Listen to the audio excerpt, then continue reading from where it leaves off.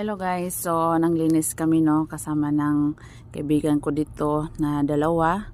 Tapos ayan, nakasabay ko kasi nabuboring na talaga ako. Tumutulong ako dito sa sala. So sa sala lang ako tutulong, tapos nagbiro-biroan lang kaming tatlo. Ang saya namin tatlo.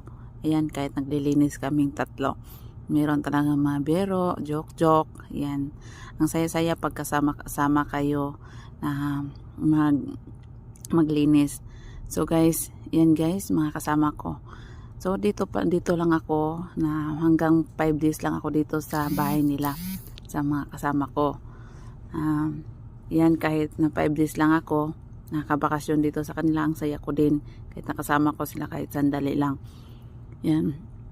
Tapos kanina hindi ako nakatulong sa kanila kasi sa kwarto ng amo nila naglilinis. So bawal kasi ako papasok doon. Hanggang sala lang ako at saka sa kusina. Pero hindi naman ako marunong magluluto. So tutulong na lang ako sa sala. Naglilinis kami. Yan. So kanina nag-arrange kami doon sa mga laruan ng mga bata. Pero hindi namin kaya. So pinasok na lang sa karton. Yan.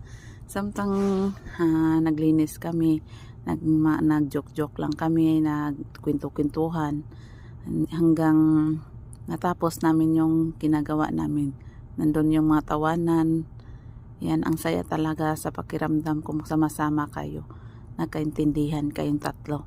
Kahit bago ko lang sila nakilala, pero ang sarap sa pakiramdam. Yan guys. So, pinabilis ko na lang para mabilis yung pag-video. Kasi tatlo kami doon. Yung isa hindi nakukuha. Yan. So, yan, ikatatlo yan. Nag-arrange ng mga laman sa cabinet. Yan. So, pagkatapos niyan, nagmamap ako. Tapos yung isa, nagwawalis sa Tapos nasira na kami hanggang umakyat na kami sa kwarto namin. Yan. Naakyat na kami dalawa, yung isa bumaba na. Nandun pa sa baba, nagluluto pa sa pagkain ng amo niya. So kami dalawa nag-aakyat na lang kami. Ayan guys. Yan. So sobrang haba. Yan. Makyat pa kami. Bago pa yung kwarto namin.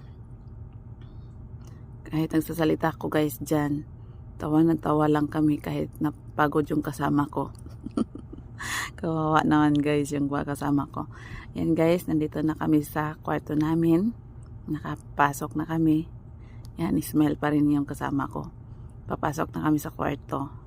Kasi tapos na kami naglinis sa sala. Pero sa kwarto